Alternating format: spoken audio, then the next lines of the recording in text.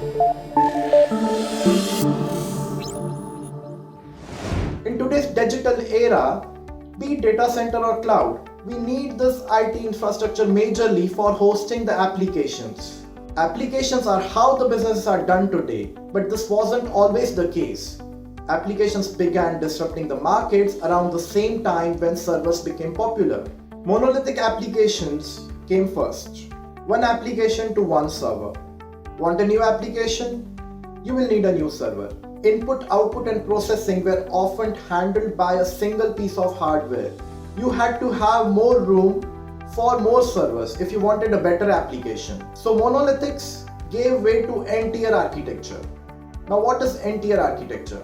This essentially breaks the functional pieces of the architecture up, allowing one server to handle more than one application. It is like one-to-many. Using a client-server method, process requests were pooled in two tiers running on client systems, which is tier 1, that connected back to the servers, which is tier 2. Today, some new n-tier applications have been replaced by microservices, which breaks down applications into even smaller components. For example, in 2000, the old Nokia phone 3310 had inbuilt functions like calling, texting, and gaming. Now let's say if the texting app was malfunctioning, they would probably have to recall the product and substitute it with a new phone. This is the example of monolithic application. And if today your texting app in the smartphone was malfunctioning, you will probably uninstall it and install a new texting app. This will fix your issue within minutes. This is an example of microservices architecture. It is basically a modular framework where one module can be easily replaced by another without affecting any other modules. If your texting app was not working, your calling or your gaming app would definitely be working. So these two are independent parts of your cell phone. Well, microservices gives you a kind of autonomy, agility, flexibility, and scalability, and is highly reliable in comparison to monolithic architecture. The application architecture is still evolving today, and it's affecting the business processes as well. Let's talk about the business processes. The business processes may not seem transformative as they are heavily dependent on the systems used. The waterfall approach, for instance, allowed one group of researchers, developers, to use a machine at any given time.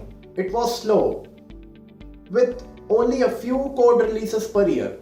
This was because it took an entire mainframe to run the very complex mathematical calculation required to determine the orbital entry of astronauts. And at that calculation rate of 2000 processes per minute, compared to today's, which is 1 quadrillion processes, yes, that's 1 quadrillion, 1 with 15 zeros at the end. That calculation could take days. On top of the time it took for a computer to process inputs and output results, each mainframe was larger and more expensive than today's machines. So even if you could afford multiple mainframes, you may not have had anywhere to put them, since a single mainframe took more than 350 square feet of space.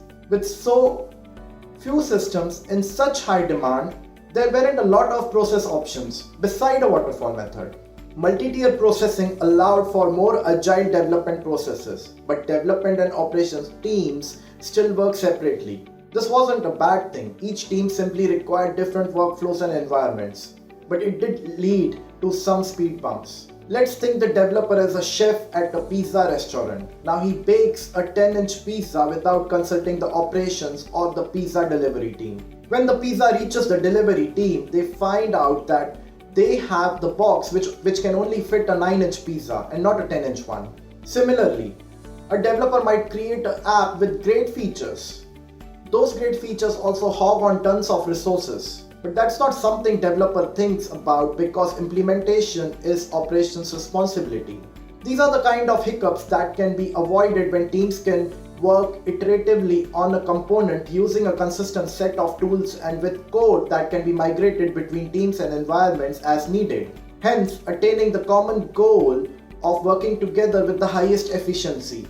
This gave birth to the DevOps process.